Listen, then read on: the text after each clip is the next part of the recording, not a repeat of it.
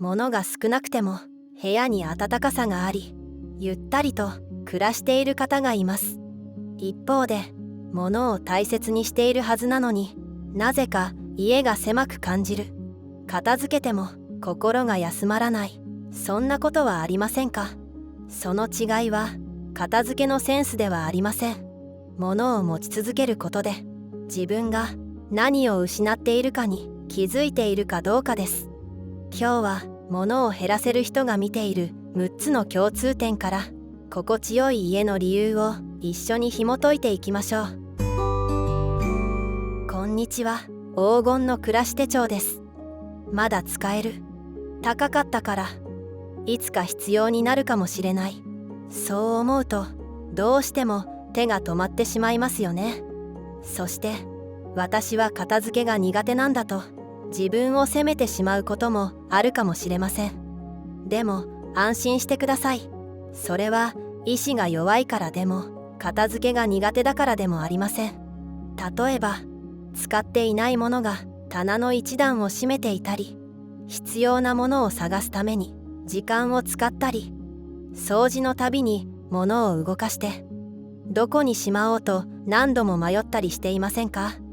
物はただ置かれているだけに見えても、実はあなたの空間や時間、そして判断する力まで毎日少しずつ消耗させていることがあるんです。物を減らせる人は何でも簡単に捨てられる人ではありません。手放した後に戻ってくる静かな暮らしを大切にしている人なんです。今日は60代田中久美子さんの暮らしを通して、心地よい家を作るための6つの習慣をお話しします。この動画を見終わる頃には、これまで手が止まっていたものも少し違う目で見られるようになるはずです。目指すのは、物が何もない殺風景な家ではありません。今のあなたが心からほっと息をつける家です。何を捨てるかではなく、今の自分に何を残したいか、そんな視点で今の暮らしに合うものを一つずつ選び直していきましょう。手放し上手な人の一つ目の見方は、まだ使えるより今使っているかを見ることです。物を手放そうとすると、つい浮かぶのがまだ使えるという言葉ですよね。けれど、使えるというのはそのものの客観的な状態です。使っているというのは今のあなたの暮らしとの関係です。見るたびにまだ使えるからとまた元の場所へ戻しているものはありませんか？いただき物の食器、今は出番のない家電、何年も着ていないクローゼットの奥の服、どれも物としてはまだ使えるかもしれません。でも今の暮らしで使っているかと考えると、答えは少し変わってきませんか？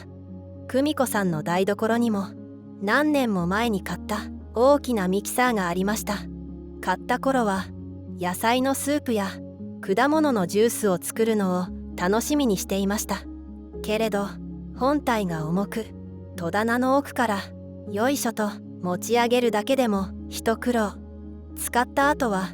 細かな部品を一つずつ洗わなければなりません。使おうと思えばいつでも使える、そう思いながらも、だんだんと手が伸びなくなり、気づけばただ場所を塞ぐだけの存在になっていたんです。人との関係が時とともに変わるように、物との関係も暮らしの変化に合わせて変わっていきます。以前は役立っていた道具でも、今の久美子さんには重たいものよりすぐに取り出せて楽に洗える道具の方が合っていました。物の役目は壊れた時だけ終わるものではありません。今の暮らしとの関係が変わった時にも十分に役目を果たしたと言えるのかもしれません。長く残してきたのは、そのものを大切にしてきた気持ちの表れです。久美子さんはミキサーを使ってくれる人へ譲ることにしました。捨てるのではなく、役目を次へつなぐと思うと、気持ちよく送り出すことができました。もちろん防災グッズや冠婚葬祭などの備えは別として、この1年2年で一度でも出番があっただろうかと振り返ってみるのも一つの目安です。季節が何度か巡っても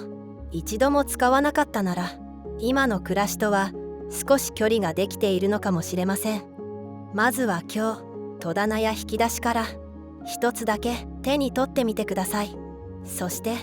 まだ使えるではなく、今使ってると問いかけてみませんか。すぐに答えが出なくても大丈夫です。そうして立ち止まって考えた時点で、暮らしを選び直す一歩はもう始まっています。そしてまだ使える以外にも手放すのをためらわせる言葉があります。それが高かったからです。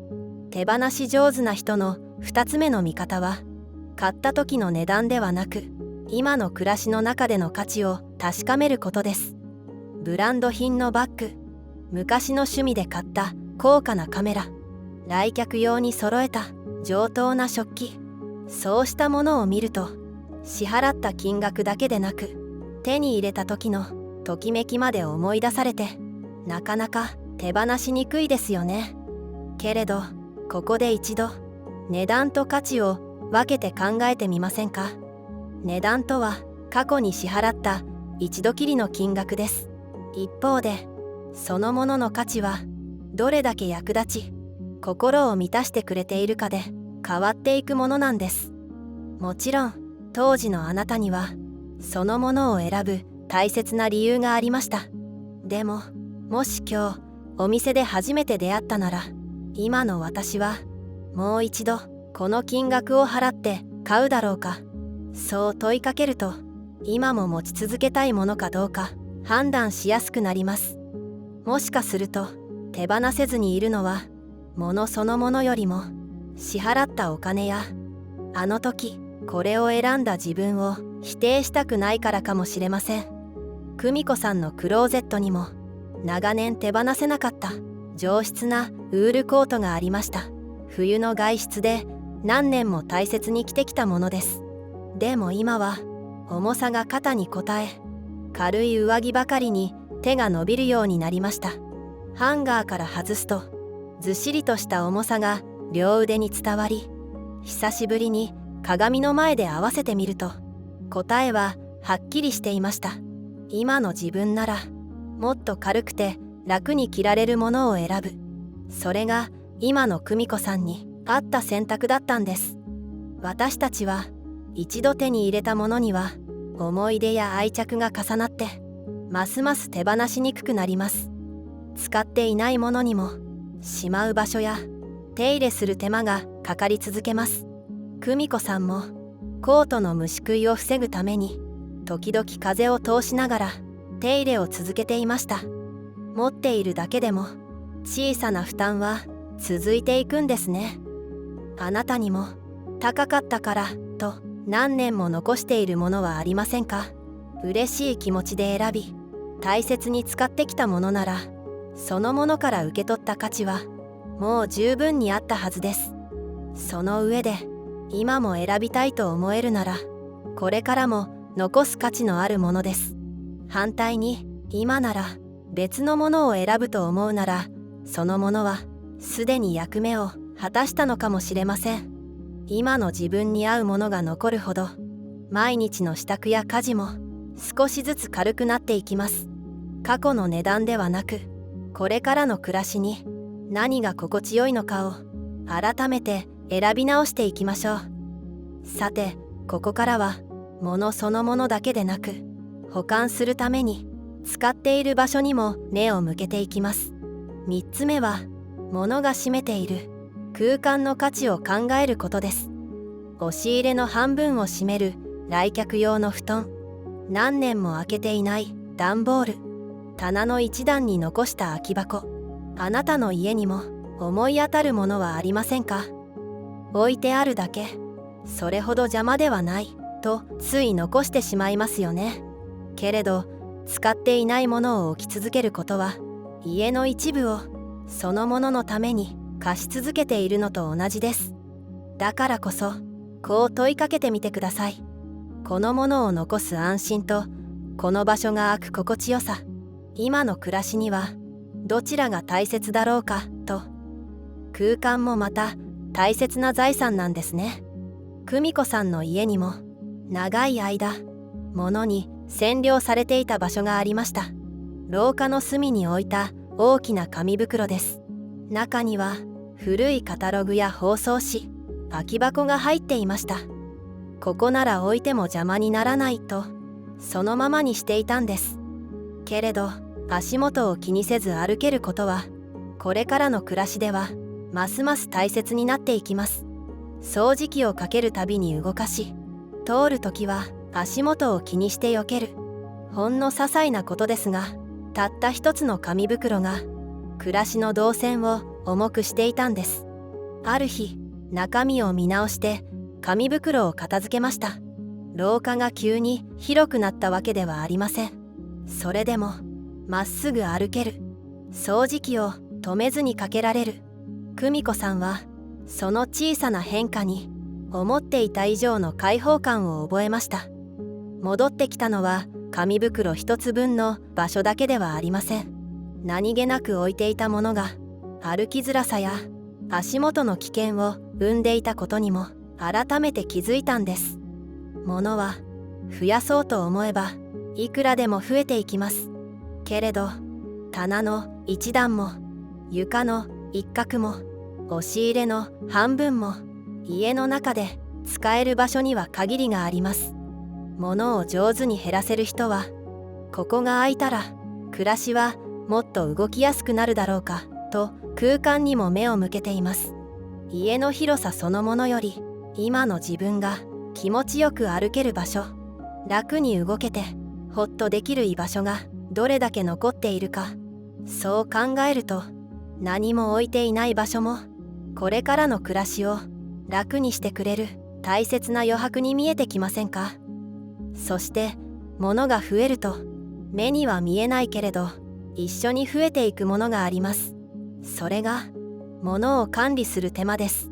4つ目の基準は物の数だけでなく持ち続けることで増える負担にも目を向けることです。物をなかなか手放せないとき、たくさんあった方が便利だからとつい手元に残す理由にしていませんか。文房具、保存容器、予備の日用品、こうした細かなものほど取っておくうちに少しずつ増えていきます。ここで考えたいのはその便利さと引き換えに増えている手間です。手元にあることで得られる便利さよりも持ち続けることで増える手間の方がいつの間にか大きくなっていませんか。物を一つ持つということはそのもののお世話を一つ引き受けるということです。探す、洗う、戻す、どれを使うか選ぶ。数が増えるほどこうした動作も増えていきますよね。だから片付けてもすぐに散らかるのは無理なく管理できる量を少し超えているだけかもしれません。暮らし方や体力が変わればちょうどいい量が変わるのも自然なことです。若い頃と同じ量を持ち続ける必要はありません。今の自分が無理なく使えて使った後も自然に元へ戻せる。それが今の暮らしに合った心地よい適量なんです。久美子さんの洗面所にも気づかないうちに増えていたものがありました。化粧品のサンプルです。シャンプーの小袋、美容液やクリーム、未使用の歯ブラシや石鹸、せっかく無料でもらったからと引き出しへしまっていました。けれど数が増えるにつれ欲しいものが見つかりにくくなりました。いつもらったものなのか、自分の肌に合うのか、引き出しの中をガサゴソと探しては結局使うのはいつもの化粧品でした。久美子さんは引き出しの中を一旦すべて出し、近いうちに使うものだけを一つの袋へまとめることにしました。見直した後、一番楽に感じたのは物が減ったことよりももう迷わなくていいと思えたことでした。あれば便利と思っていても使わないまま増えれば手間が上回ることもあるんです。あなたも家にある同じ種類のものを一箇所に集めてみてください。保冷剤、コンビニでもらったお箸やフォーク、予備の乾電池、一度すべて集めてみると、こんなにあったんだという気づきとともに、無理なく扱える量も見えてきます。管理をもっと頑張るのではなく、お世話をするものを少し減らす。それは未来の自分がする家事を一つ減らし、これからの暮らしを楽にしていくことでもあるんです。物を上手に減らせる人の5つ目の基準は、大切なものを埋もれさせないことです。中には、手放したら思い出まで消えてしまいそうと感じるものもありますよね。でも、全てを取っておくことで、本当に残したい記憶が見えにくくなることもあるんです。写真や手紙、子供の作品、どれも大切な時間を思い出させてくれる宝物です。けれど、箱の奥にしまったままにするのと、選んだものを飾ったり、時々手に取ったりするのでは、どちらがその記憶をより身近に感じられるでしょうか。物を減らすことは思い出を失うことではありません。埋もれていた記憶を今の暮らしの中でもう一度蘇らせることでもあるんです。久美子さんの押し入れにも子供たちの作品をしまった箱がいくつもありました。母の日にもらった似顔絵、学校で作った工作、短い感謝の手紙、どれも手放せず、一つずつ箱へしまっていきました。けれど、箱が増えるほど押し入れの奥へ重なり、ほとんど見返さなくなっていました。そこで久美子さんは、これからも時々見返したいものはどれだろうという基準で残すものを選びました。その子らしさが伝わる絵、初めてもらった手紙、お気に入りの写真、そうして選ぶと、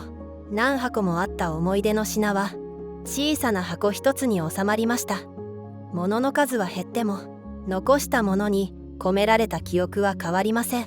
いつでも手に取れるようになったことで、一つ一つが前より身近で温かく感じられるようになったんです。あなたも思い出の品を見直すときは、何を手放せるかではなく、これからも見返したいものはどれだろうという基準で選んでみてください。物を減らすのは、本当に残したいものをこれまで以上に大切にするためです。何を捨てたかより、何を大切にできるようになったか、その視点がこれからの暮らしを豊かにしてくれるんです。物を上手に減らせる人の最後の共通点は、空いた場所をこれからの暮らしにどう生かすかまでイメージしていることです。リビングの一角、庭が見える窓のそば、何も置かなくなったテーブルの上、もしそこが空いたら、あなたはどんな風に使いたいですか？私自身、寝室の窓辺に段ボール箱を長い間置いたままにしていました。それを片付けると、部屋がすっきりと感じられ、カーテンも開けやすくなりました。朝の光が部屋の奥まで差し込み、窓を開ければベランダで育てている花やハーブが目に入ります。少し立ち止まって眺め、深呼吸する時間も生まれました。同じ家で寝具も変えていないのに、寝る場所と朝を迎える場所に本来の心地よさが戻ってきたように感じたんです。空いた場所は決して何もない空間ではありません。安全に歩ける場所、家族とゆっくり過ごせる場所、心からほっとできる場所、これからの自分がもっと心地よく過ごすための場所です。こうした心と空間のゆとりも、暮らしの中にある大切な豊かさなんです。ここまで、今使っているか、今も選びたいか、場所や手間を増やしていないか、大切なものを埋もれさせていないか、そして空いた場所をどう生かすか、6つの基準で物との付き合い方を見直してきました。これからの人生は、何かを足すことよりも今ある大切なものに目を向け、余分なものを少しずつ減らしていく。目の前のものをとにかく減らそう。捨てようと急ぐ必要はありません。物を減らすことは片付けの目的ではなく、その先にある自分らしい暮らしへ近づくための一つの過程です。今あなたが片付けようとしているその場所にも、朝の光を感じたり、ゆっくりお茶を飲んだり、心からほっとできるひとときがきっと待っています。家の中で開けたい場所が一つでも思い浮かんだら、ぜひコメントで教えてくださいね。あなたの家に心地よい余白が少しずつ増えていきますように。最後までご一緒いただきありがとうございました。